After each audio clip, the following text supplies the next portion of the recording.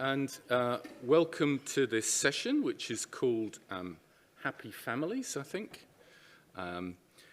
So we'll have two speakers today, and they'll speak back to back with a chance to ask them both questions at the end of the session.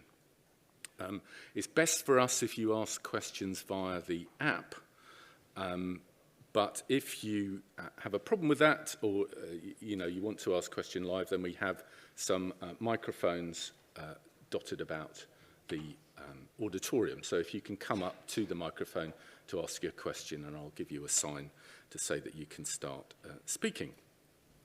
So our first speaker is a great pleasure to introduce Dr. Katie Cebula, who I've known for 20 years. Katie's at the University of Edinburgh, and she will now speak about her topic.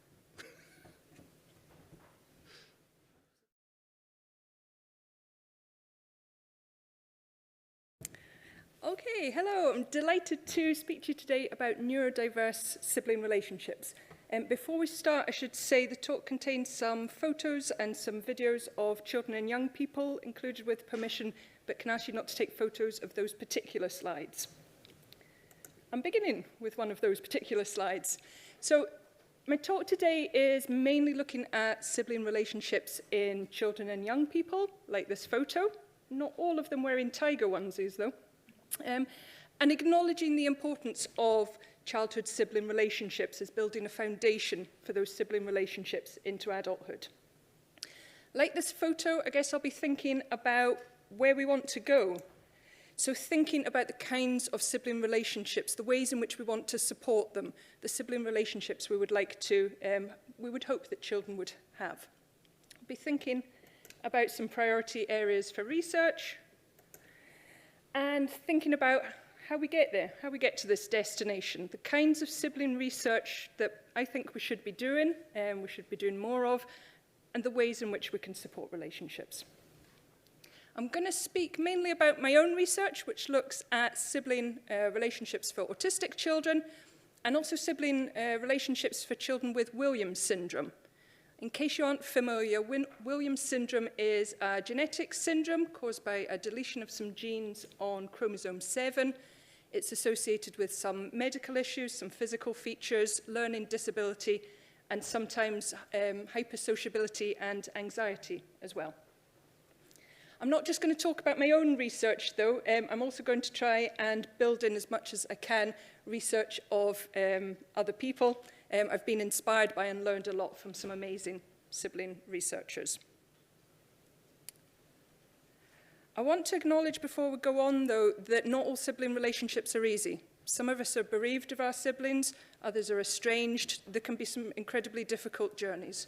Today in my talk, I'm going to focus, though, on children and young people growing up together in sibling relationships. I'm going to break off briefly to tell the chair that the timer is not counting down, so I'm just going to speak and speak and speak. Okay, that's fine. So, thinking to start with about the ideal sibling relationship. I'll stop you. Eventually. Okay, thinking about the sorts of relationships we would like to support children and young people to have, and the kind that we would like to support across the lifespan. Now, obviously, there's lots of kinds of siblings. We can have full siblings, half siblings, foster, adopted, step siblings, cousins growing up together as siblings, care experienced siblings. But what about the qualities of sibling relationships? What would we like? What would we like to support? And I guess in terms of any individual sibling relationship, the kind of relationship we would want them to have is the kind of relationship that they want to have. That's the most important thing. We can't be imposing relationships on people. But thinking in more general terms, what does the ideal sibling relationship look like? Zelinda Stoneman, who's one of my absolute favourite sibling researchers, talked nearly 20 years ago now about the idea of this idealized sibling relationship, how it looks sometimes in people's minds like a Hallmark's greetings card, all kind of rainbows and fluffy bunnies, nobody scrapping over a PS4 controller.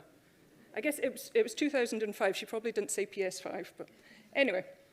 And what she said was, actually, any family who's taken a cross-town car trip with siblings in the backseat will testify that most sibling relationships don't really meet that hallmarks greeting card test.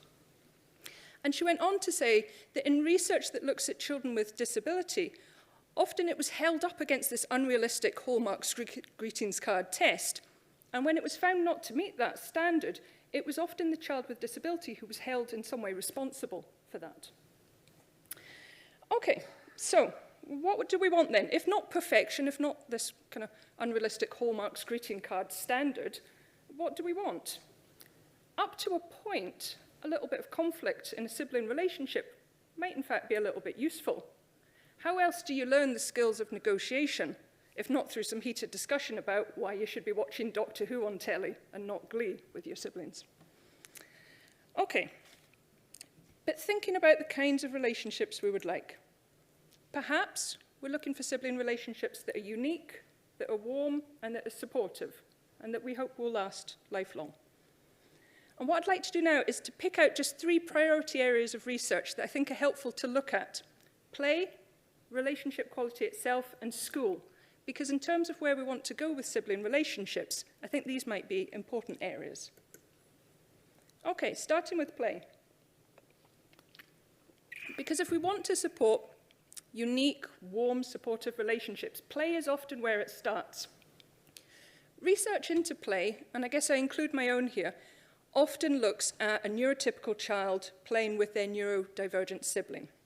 What we need is more research that looks at neurodivergent children, siblings playing with each other, and that's where I'd love to go next. But this is an example from a current study, the Genesis study, where we explored autistic children playing together with their neurotypical siblings, and also children with Williams syndrome playing together with their neurotypical siblings. There's lots of details to this study. We did lots of different assessments, language, cognition, and so on. But for the purposes of this talk, we also went round to their houses with a great big bag of Lego and asked if they'd be happy to play together, building a Lego house. And Lego was the perfect, I guess, tool for this. We had siblings who were from 6 to 18 years. And Lego, I've heard described as having a low floor and a high ceiling. And it absolutely was. Almost, in fact, every sibling that we were working with was really excited to be involved in this Lego house building. And we also did some free play as well. In the video analysis for this task, we measured children's initiations. So we looked at when they made a request, when they offered guidance, when they asked for help, and so on. And we looked at how the other child responded to that. We're still analysing this, but what we've seen a lot of so far, and what's quite often reported in the sibling research, is the neurotypical sibling being actually really supportive, providing guidance, sometimes assuming a little bit of a teacher role. It's a little bit of an asymmetrical relationship sometimes. And when the neurodivergent child is maybe less verbal or is younger, we see the neurotypical child assuming that teaching role to a greater extent. This video is a lovely example of a child with Williams syndrome on the left and their neurotypical sibling on the right, in which the neurotypical sibling is doing exactly that, providing a great deal of guidance and support. Get these ones still. Have you got any? One here. Like these still. Or if you want 2 of them, and put them like this. 1, 2. I can't believe I'm going to make spring trap. This is so good. Look at that, that's spring trap's feet. Cool, right. You start here, Bill. Bill? Yeah? Start here, and just get all of these.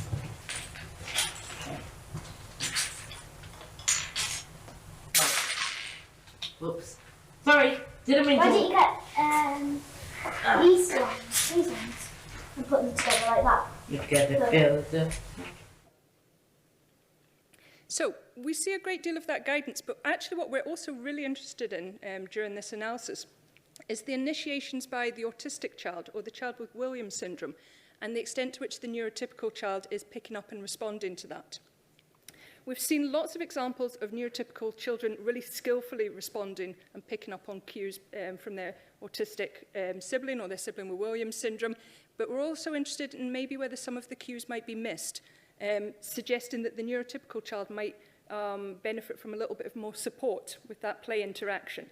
And that work, particularly with the autistic sibling pairs, is guided by Milton's double empathy problem framework. Okay, so play, I would say, is a priority area of sibling research. Another is relationships. Looking at how we foster good quality sibling relationships, and also the impact that those sibling relationships can have on children's behavioural and emotional adjustment. In the past, this is where we've often seen neurodiverse sibling relationships really quite pathologised in research. The idea that the neurotypical child might be experiencing significant behavioural and emotional adjustment difficulties simply because they have a neurodivergent sibling. And in fact, what we've found is really that hasn't been the case. So this is an example from a research study we did where we asked neurotypical siblings of children with Williams syndrome to rate their own behavioural and emotional adjustment using the Strengths and Difficulties questionnaire. In the graph, you can see the neurotypical siblings are in orange, and in green, you can see the general population, so a kind of just a broad population from across the UK. And you can see that actually there's no significant differences between the neurotypical siblings of children with Williams syndrome and the general child population in terms of emotional adjustment, conduct, hyperactivity, or peer problems. Now, that doesn't mean that individual siblings never experience difficulties or challenges. These are averages here. But this overall picture of neurotypical siblings experiencing high levels of adjustment difficulty simply because they have a sibling with Williams syndrome just isn't accurate. Okay, so moving on. When we're looking at relationship quality and the impact of that, we need to do more to listen to the perspective of neurodivergent children. These quotes are from a study we've not yet published, an interview study with autistic children and children with Williams syndrome, asking about their sibling relationships. And one thing we find is just really very regular, typical sibling relationships being reported. Children talking about having fun, playing games, their sibling being really quite annoying sometimes. Just that kind of regular thing. We play games, we go outside, we do lots of things. Sometimes, too, we see some aspects that are maybe a little bit unique to neurodivergent children in sibling relationships. I think for some, we sometimes see affection mentioned perhaps a little bit more, as illustrated by this quote. And we also see neurodivergent children talking about some challenges in the sibling relationships. So here, having a sibling is hard because siblings think different things as they've got different personalities. So it's hard to get everything you want. And that was a young autistic boy talking about his sibling relationship. And another one here from a child with Williams syndrome. I think he just doesn't understand why life is so hard for me because he's younger than me and he doesn't have Williams syndrome like me. So that can make things difficult. So challenging this assumption that the sibling relationship might only ever be challenging for the neurotypical sibling. Okay, so relationship quality, the factors that influence it, the impact that these relationships have on individuals, and crucially the perspective of all siblings in those relationships, I think is a second priority area for research. And moving on to the third, school. Children often spend obviously huge amounts of time in school. Indeed, for some, it's too much. The youngest Cebula recently wrote to both the Prime Minister and the First Minister of Scotland asking for the school day to be shortened as a matter of urgency. No positive outcomes yet to report. Lots of siblings we've spoken to, though, have spoken about school. And another thing they've spoken about, particularly neurotypical siblings, spoke about sibling relationships being a bit easier when their friends understood the diagnosis of their neurodivergent sibling. They talked about having friends who just understood or just got it, and other friends who didn't. So, schools educating all children about neurodiversity, for example, through projects such as the LEANS project, Learning About Neurodiversity in School, and the Neurodiversity Alliance project, might be a way that all children can learn about neurodiversity in a way that would actually benefit sibling relationships, because it will mean that the friends of those children understand neurodiversity.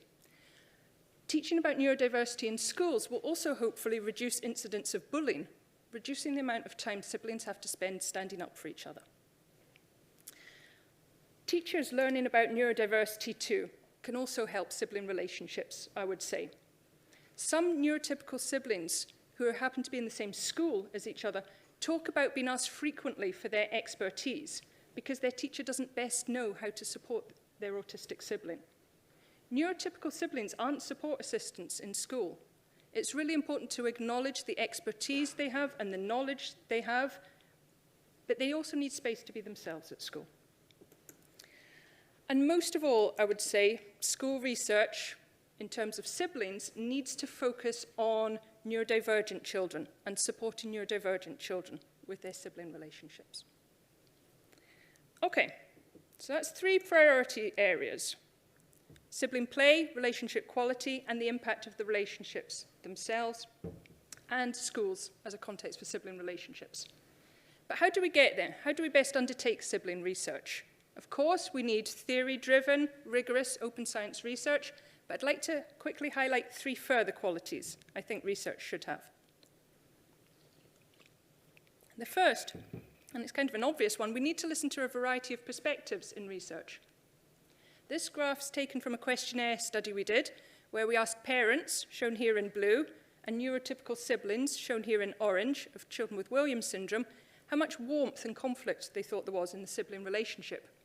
And as you can see, the siblings thought there was just slightly, but significantly, more conflict than the parents thought there was. Now, this was in the context of warm sibling relationships, but the important point here is, not unexpectedly, parents and children didn't think exactly the same things about the sibling relationship. So it emphasizes the importance of gathering perspectives on sibling relationships from the perspective of the children themselves. And it's not the case that any single perspective there is the correct one. It's about gathering a variety of views. And sometimes we need to use creative methods, such as photo voice, observation, particularly when we're working with siblings who are maybe nonverbal. So we need to listen to perspectives, and we need to diversify sibling research. A few years ago, we developed the Sibling Embedded Systems Framework, a framework for thinking about all the different influences on sibling relationships. And in that paper, we also highlighted the need for greater diversity in sibling research. And we were by no means the first to do so. Things are improving, but it's happening a little bit too slowly still. We need greater diversity in participants, most obvious being more work with neurodivergent siblings themselves. There's a nice paper there by Michael Patalis working with autistic siblings, and again emphasizing a lot of the typicality in those relationships. We need more diversity with the families who we include in our research. An awful lot of sibling research looks at just 2 siblings. Obviously, there's lots of families who have more than 2 siblings, so we need to do more in larger families.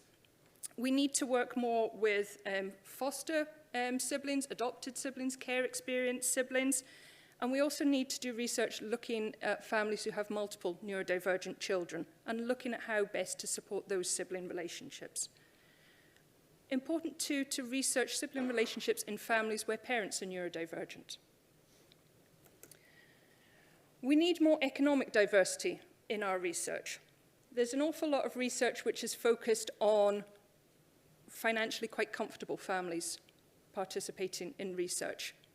Perhaps because those families find the research easier to access, and perhaps because we need to work harder to increase diversity there. It's a really nice study there by Nikita Hayden, which used big data, so it looked at the Millennium Cohort study and looked at the impact of economic hardship on the sibling relationships and experiences of siblings. And one of the real takeaway messages from that paper is that if we do more to reduce poverty, in turn, we could be helping sibling relationships in families. And finally, we need more cultural diversity. There's an awful lot of sibling research that looks at white, European, American sibling research. There's more diversity needed. The study there by Joy Tsai is a really nice study looking at sibling relationships in Taiwan and also the UK, looking at the impact of different societal perspectives, cultural bound expectations, and different support available for families. Okay, and finally, in terms of the kinds of research we need to do, sibling research is no use unless it has some impact. We've started, but we need to move more towards co-designed research, research with youth advisory groups, participatory approaches, and approaches with activism really built into them. This photo is from a lovely photo voice study by Georgia Pavlopoulou. It was undertaken with siblings of autistic children, and as part of the research, it involves supporting the siblings to think about the impact that they wanted to have, that they wanted the sibling research to have. which in this case was supporting the siblings to work with local communities to increase their understanding of autism in a way which would hopefully in turn support siblings in their relationships. Okay, so we've outlined here 3 priority areas for research: siblings play, sibling relationships and the quality of the relationships, and school. And school, I would say, is important regardless of whether siblings go to the same school or not. So 3 priority areas. Clearly there are others. And also 3 important approaches to research: listening to a range of perspectives, particularly those of neurodivergent children, increasing diversity in research, and considering participatory and activist approaches which ensure that our sibling research has some impact. Thank you. Despite no timer at the start, not bad.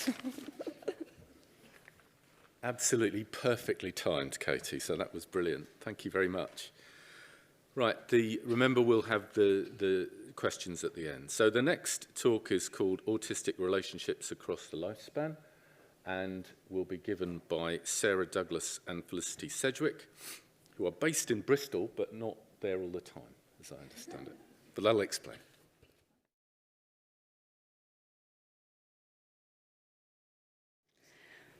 It's lovely to see, well, I would say familiar faces, but, you know, prosopagnosia. If you know, you know. Anyway, so I'm Sarah, late diagnosed autistic cis woman. Yeah, thanks for that, Simon. Diagnosed autistic, age 42, ADHD last year, and loving the drugs. My neurodivergent lived experiences led me not only to this book writing collaboration with the frankly wonderful Dr. Felicity Sedgewick. It has resulted in my involvement in areas of autism and neurodiversity research advising, as well as the work I do with SARSAS, which is the Somerset and Avon Rape and Sexual Assault Support Charity, and also Step Change Debt Charity. I've also just started a research master's looking at autistic experiences of spiritual abuse at Aberdeen. But for the sake of clarity, I have to say that is spiritual abuse in general, studying at University of Aberdeen. I'm not suggesting that Aberdeen is a hotbed of abuse, spiritual or otherwise. Do you think I got away with that? Okay, over to Felicity. Hi, and I'm Felicity. I'm a senior lecturer at the University of Bristol, as it says on the screen, and I came to this collaboration because Sarah was the first person to reach out to me when I got the job and posted it on Twitter, and she was like, fantastic, come and have cake. And anybody who starts a conversation with me with come and have cake is a winner. My research very much focuses on autistic people's experiences of relationships and particularly how relationships relate to mental health and also mental health of autistic students in higher education. And because of that, we ended up here because we were approached to write a book about autistic relationships across the lifespan. This is the book. It comes out next month. The final slide is a discount code. Spoiler. And what we really wanted to do was bring in the lived experience that is missing from so much of the work that Katie's just kind of talked about, some of that diversity, because a lot of the relationships work in general in autism focuses very much on children and young people, not on adults, very much on people who have earlier diagnoses or people who come from financially comfortable families, and particularly from the white Western cultures. So we sat down and went, well, how are we going to write about this? And then realised we were trying to write about the entire lifespan and lots of different types of relationships. And then we had a little panic. And what we did was we set it out as a series of chapters where we started with the very youngest and earliest relationships, so very early parent relationships, sibling relationships, and then looked at those things as they changed over the lifespan. So looking at what happens when you go to school and you start making friendships, what happens when you move up to high school, what happens when you start dating, how do you turn from dating into adult romantic relationships? What happens to your sibling relationships as you become adults or as your parents become elderly and you take on caring relationships in the other direction? It was ambitious. It ended up at 40,000 words longer than the publisher expected. But a lot of that is because we did interviews with so many autistic people and because Sarah very generously wrote her autobiography as part of the book.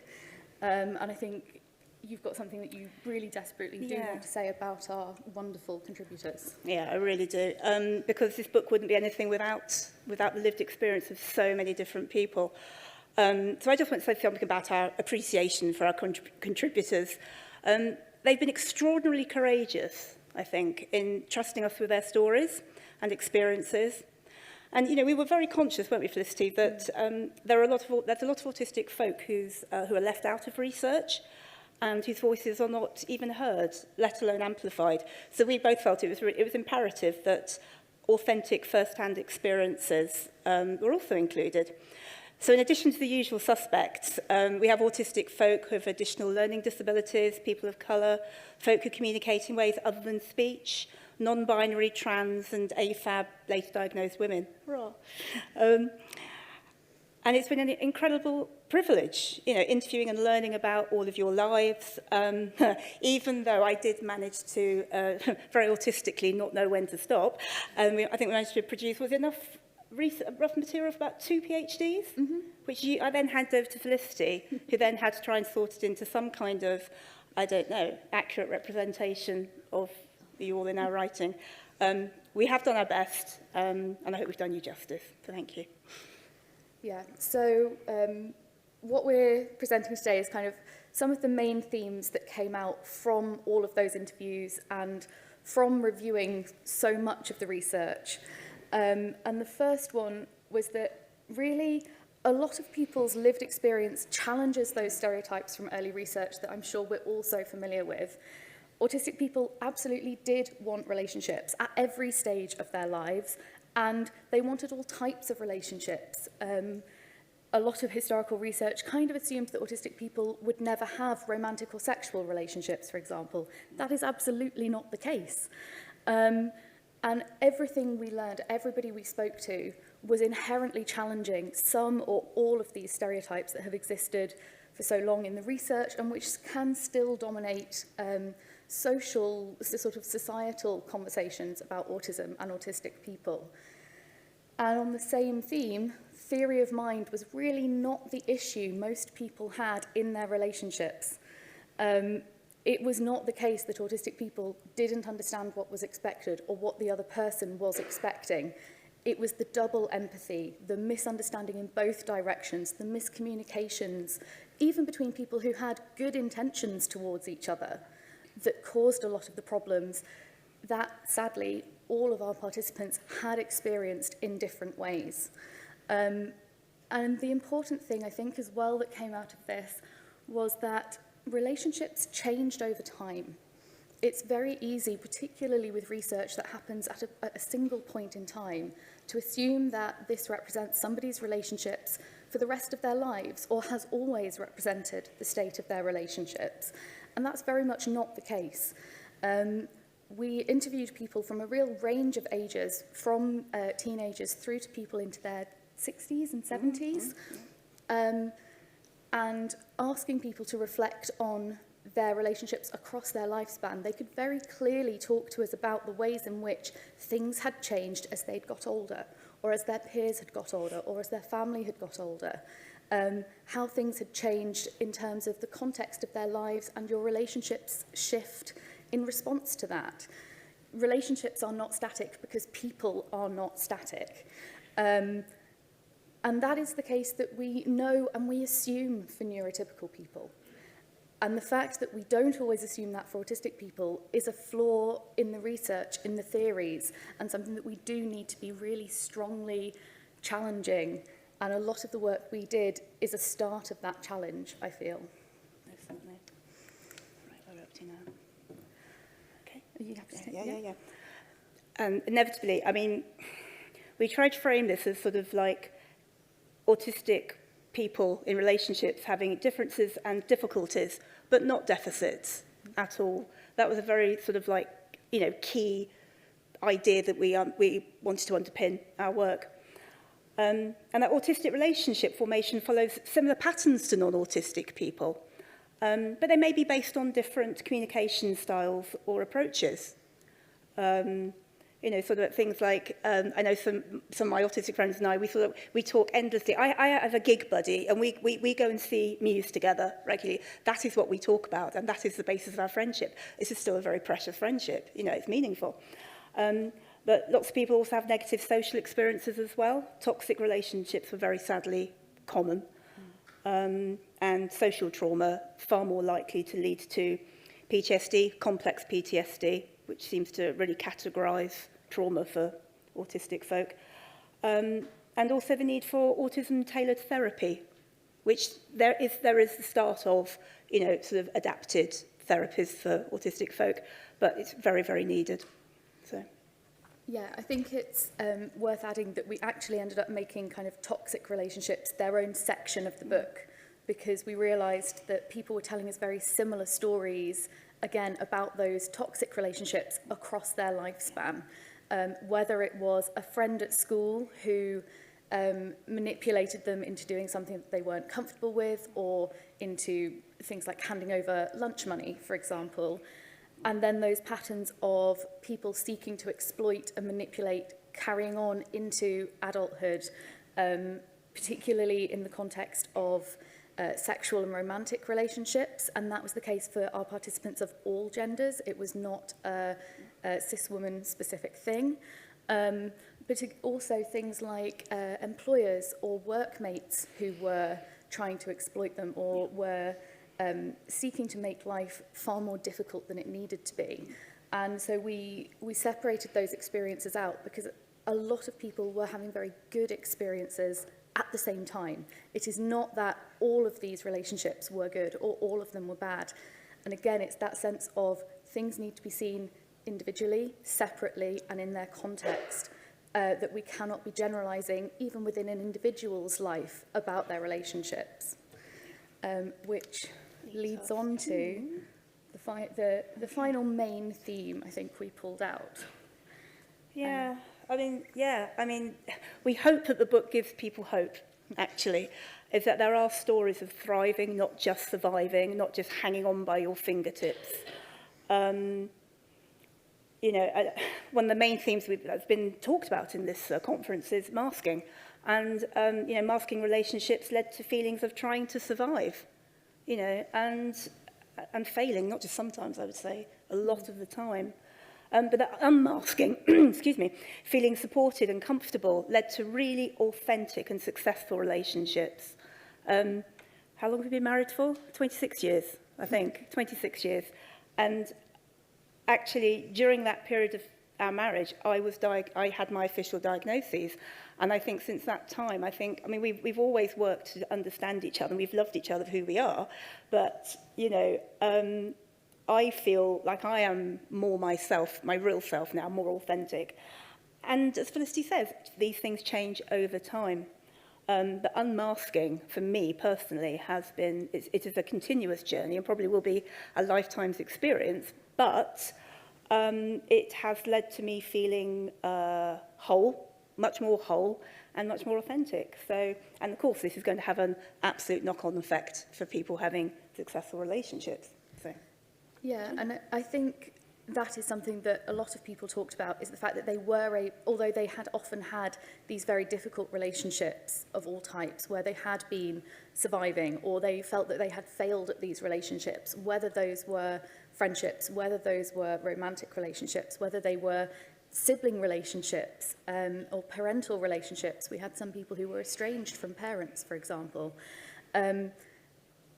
A lot of people said that they were finding ways in which they could thrive in relationships, and that a lot of it came down to authenticity for themselves, and knowing who they were and what they needed out of that relationship, and finding ways to communicate it, and finding people to communicate it with who respected that need, and worked with them, not against them, in that relationship. I know you wrote a beautiful section about your finding community, for example, and sort of finding groups of friends, not just individual relationships. Yeah, no, absolutely. And different communities sort of like appeal to different people, obviously. And I've got quite a selection. I love Rockford, so I'm going to give Rockford a huge shout out here, because they are such a supportive, diverse community of metalheads. And 53 discovering metal is just brilliant.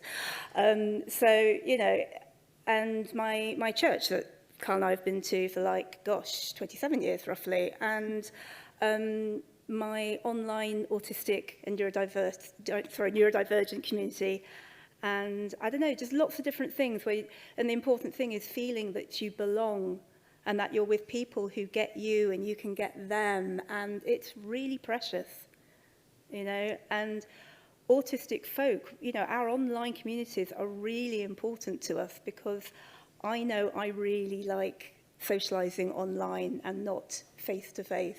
It's absolutely lovely to be here face-to-face, but, those online and virtual relationships are as precious, if not more so, than what maybe you might expect a face-to-face or physical relationship to be. So, yes, it's been such an adventure writing this, hasn't it? Absolutely. We very much started out thinking we knew what it was going to look like, and ended up discovering that we didn't, in the best way, I think. And especially as we were trying to write the sections about older people's experiences, the research disappears. And that's where those the sharing from our contributors really did essentially end up with us writing a manifesto for what research should look at next, because we had to admit that we don't have the evidence. We can make some assumptions, we can make some hopefully logical leaps and combinations of bits of information, but there's a real call, I think, throughout the book for more research in a whole range of areas on this. And where we ended up with all of that was actually asking the autistic people who were part of the book to tell us how they thought people could do this better. And we ended up, again, with a whole range of recommendations for how to support autistic people to have relationships, how to be a good partner in a relationship with an autistic person, again, whether that is a friendship, a work relationship, or a romantic relationship. And a lot of it does come down to that point about authenticity and acceptance. Educating yourself, not assuming that the autistic person has to teach you everything, trying to preempt the things that you think might be a problem and checking in about, is this right? Shall I do this? Or will you find that, disempowering if I make this assumption for you?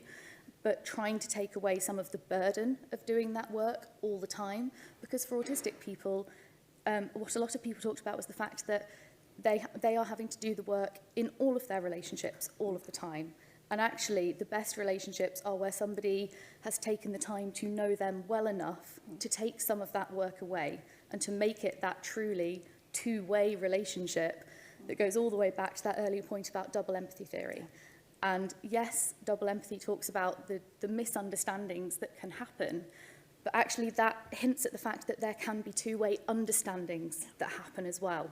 And we can have that two-way positive interaction, not just the difficulties. I think that's where we were planning to end. Yes. As I said, we have a discount code if you would like to read a lot more detail about the things that we read and the people we spoke to and the amazing stories they shared. I cannot emphasize how much of an honor it was to work with the 2 PhDs worth of data we had. You didn't say that at the time. Well, we got there. But yes, thank you to our contributors and thank you very much for listening. Yes, thank you.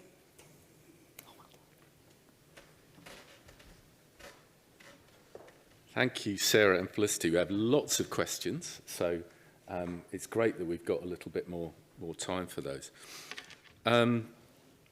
So we'll start off with a question for Katie. How do you suggest we support siblings in speaking to others about their neurodivergent sibling, particularly when others point or comment? That's a really good question. And that's actually something that came up in some of the interviews we've done over the years. So sometimes neurotypical siblings spoke about it being helpful if the communication began with the parent. And so sometimes we saw differences between families in the extent to which the parents discussed neurodiversity or neurodivergence with the neurotypical sibling. And that was a good starting point. And I think sometimes neurotypical siblings felt that they'd been given the language, you know, in an age-appropriate way that they could comprehend. They'd been given the language that would help them have discussions with their friends. But I think in turn there was also, I mean, that's why I'm so keen on, you know, things like Leans and schools supporting young people, so that it wasn't always on the children to have to do that work. Sometimes if the friends, they spoke about the friends coming with some understanding, or sometimes the friends being through, you know, maybe a SIBS group or so on, that was helpful too. Okay, great, thank you. Now this one's directed at Sarah and Felicity. How do you define autistic community for those who lack families, like autistic elders or are kinless? They maybe get assessed or self-diagnosed after the death of their kin. I think that's a really difficult one, and it's one that more and more people are facing as more and more people are getting later diagnoses. I think the autistic communities we talked about were... we started out by looking at the online autistic community, which is often very active and very large, and there are subgroups within it, so people can often find the conversations they want to be having. But we also were talking about kind of finding those communities of people who are interested in the same things as you, or who are looking for similar things as you out of the interaction, which sounds very vague, but it kind of has to be, because that's such an individual thing to be seeking. I know we had a total sidetrack at one point into discussing whether like 14th century religious houses might have been sort of communities for neurodivergent folk in history, because of a lot of the ways in which those communities were set up supported eccentricity, supported sort of minimal sensory disturbance, all of these things. Total sidetrack. Total sidetrack. So many rabbit holes. But there are still those kinds of spaces out there now. It does not have to be a religious community. I'm not advocating becoming a monk or a nun. But there are those communities out there. It just takes longer and some work to find them, I think, often. I don't know what else you would add. This is about the time of day my ADHD meds wear off. So I'm like, what was the question again? Sorry. Sorry, do you remind me? It's people without families. Yeah. How do we help them? Yeah, that's really quick. That's a difficult one. As someone who has pretty much shed quite a few members of my own family, I would say the friends I have are more family to me than possibly quite a few members of my blood family. Having said that, how do you go about finding friends? I think for me there was a sense of finding my tribe within the tribe type of idea. So like, I think you're not necessarily going to get on with everybody because you have this wonderful common denominator of being autistic. People are going to be into completely different things. And I think maybe sometimes finding people who have the same sort of intense interests as you, things you like to do together, because it's such a great sort of like, I don't know, springboard for, I don't know, info dumping, love all that, and learning about, you know, what other people like doing and everything. So I do find that for me, that's been a real thing. Like with, you know, Rockfit and everything, you know, the common denominator is, yes, there's lots of neurodivergent people in this group, but, you know, our common denominator is really, you know, the music and the dance exercise and the flash mobs and all that. and it's like a real shared thing, and the relationships grow out of that love of that genre, if you like. So I would say maybe approach it, maybe that's an option. Well, there's another question here which sort of follows on from that. So the question is, how many thriving, authentic relationships were with other ND people in your study? Quite a lot. Yeah. Yeah, Yeah. everybody talked about having some thriving relationships.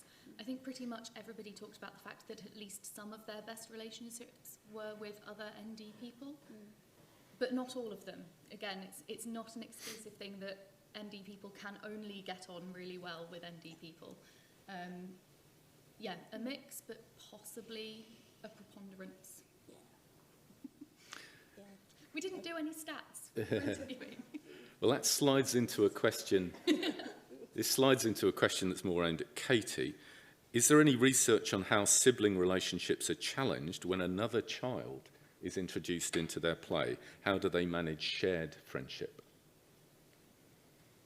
Another child being not another sibling, but another... Yeah. Yes. Well, it doesn't say, but...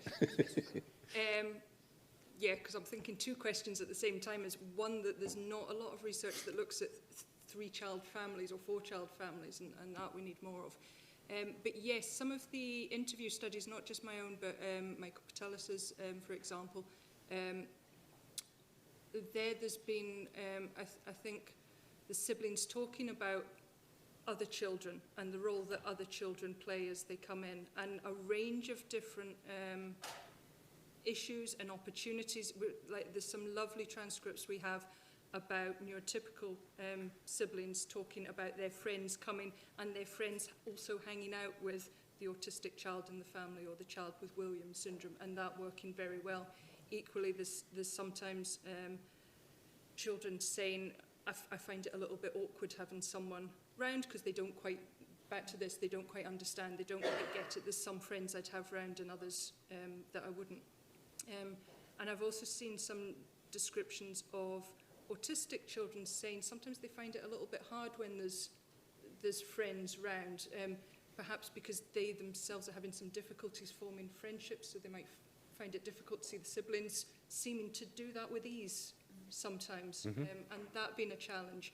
So definitely, I think both some challenges there, but also some really lovely and very positive accounts of the family kind of working to slightly extend the family a little bit and bring the friends in on that in a way that allowed space for children who wanted space in the house, which I know is sometimes a luxury, but you know, sometimes children just wanting to say hello and then be on their own, or sometimes wanting kind of shared activities together, and it being really individual and about listening to the children in the family and what they needed at any particular time, knowing that that sometimes differed from one day to another.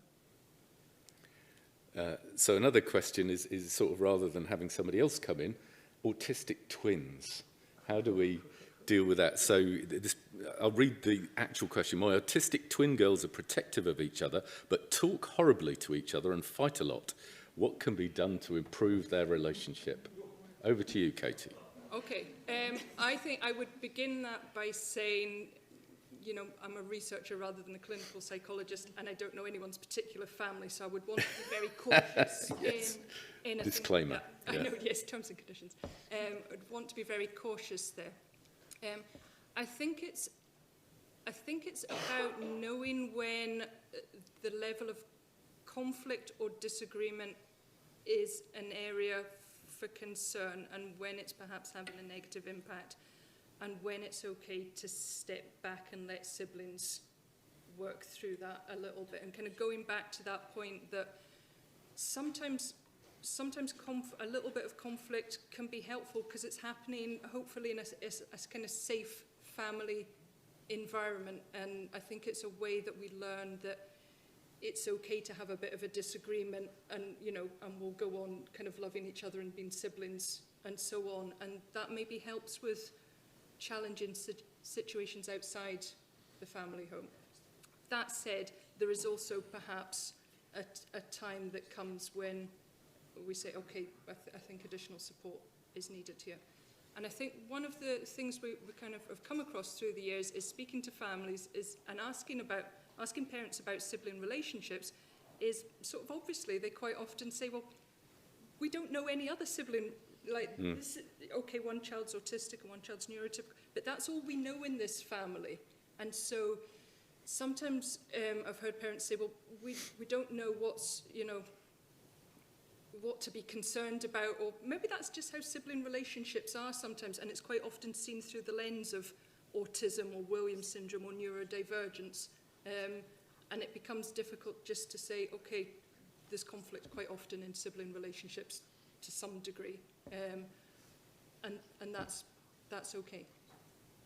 Now, I don't know if that answered the question or not. I got lost right. I think you did. I'm multitasking here, which is a challenge.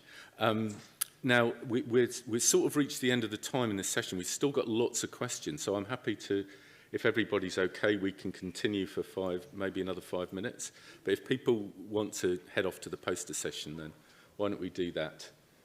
Have a little break, and then we can continue for an extra 5 minutes. Is that okay with you guys? Yep. If everybody leaves, then that's voting with their feet. I won't take it personally at all. We can also follow up afterwards. Yeah, you want to do them afterwards? Yeah. We can do a bit and then... Well, that's cool. There are a few people staying. That's okay. We're happy So let's just let those who want to leave, and then... to leave. It's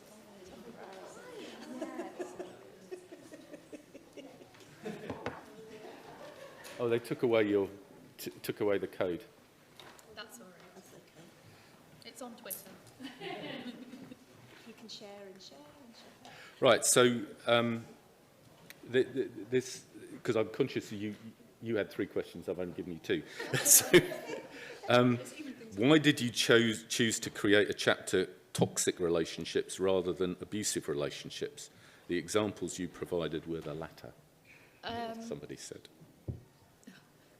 Partly because initially we named our chapters after song titles, so that was originally Toxic by Britney Spears. Yeah.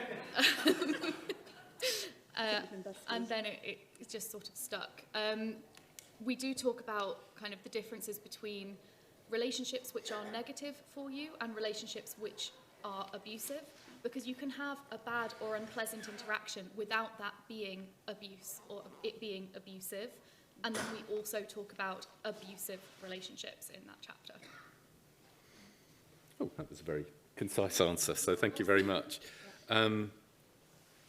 So, again, for Felicity and Sarah, how will your advice about how to be a good partner to a neurodivergent person be available? Could there be a book series? I mean, I jolly well hope not this year. no more books just yet. Not for a while. The advice is the final chapter of the book in bullet point format for different types of relationships and for different people. So it is all in there. Okay, thank you. And I think maybe a final one for Katie. Sibling relationships are messy data. Is there a consortium to pool data and have the statistical power to look at some of these questions, or maybe create one? Sibling relationships are such messy data because they're not static. I mean, like you were saying, they change over time. And kind of coming back to the issue with the twins, things change over time. Relationships that are maybe difficult sometimes become easier. And any piece of research we do with siblings, we think about sibling gender, sibling age, gap between the siblings, number of children in the family, number of parents. Do you know, there's so many step-siblings, half-siblings, there's so many different factors involved. So yes, consortium research is the way forward. At the moment, we've got sibling networks, so networks of sibling researchers, but moving towards multi-site studies would absolutely be the way forward. There are already at the moment, so for example, there's the 1,000 Families study, which is run through the University of Warwick, trying to build up that big data. We've also got data in the form of things like the Millennium Cohort Study data, but the trouble with that data is because it's all families from a certain period of time, that the number of families in there who have neurodivergent children is relatively not kind of huge amounts of data to work with. So yes, was the very short answer that I could have. So I'm going to give you one last question for all of you. I know, but this one is a good one for all of you. Excellent.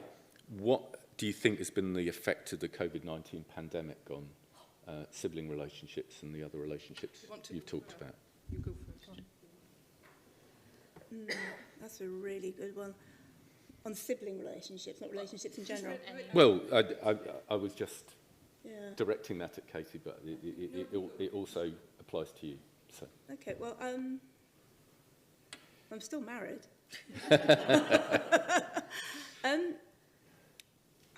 Gosh, it's really difficult. I have to say, for me, as an autistic person, I really... can we just get the thing out of the way that COVID was appalling and is still appalling because it hasn't gone away and it has resulted in a huge amount of loss and trauma for far too many people. But before I get political, let's move back again. So, but for me, I would say lockdown was like a bit of a haven, and I was able to have that time to... I was disabled out of my job due to sort of like long-term health issues, but that then let me I don't know, work on sort of mental health things and things I've been experiencing that were difficult for many, many years. And as a result of that, I started to become more authentic and more centred and more whole, if you like. And then for me, that really had a massive knock-on effect with all of my relationships. So I don't know, for me, friendships got deeper, wider, more meaningful maybe. Other relationships were sort of like looked at quite, I know, it was difficult, but I ended up sort of distancing myself from people who had caused me harm for a long time. And so for me, it was a very positive and, I don't know, quite empowering kind of situation. But I know that's not the case for a lot of people during COVID, so... Yeah, so I'd pick up on almost exactly the same message, that I think it was probably incredibly varied. And I think for siblings where children were finding school a source of stress, then being away from that was sometimes quite liberating, quite positive. I think sometimes siblings spent more time together, because there wasn't anyone else to spend time with, in a very positive way.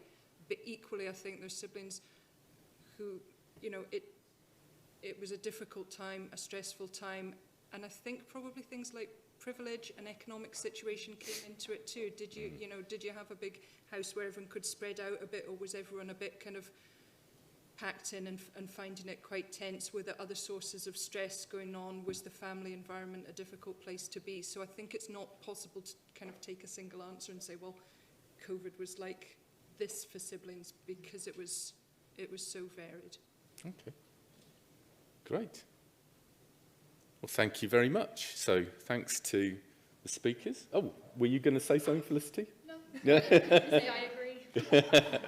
And thank you very much for coming to this session. Thanks to people online, both now and in the future. And I think there's tea available downstairs and some posters.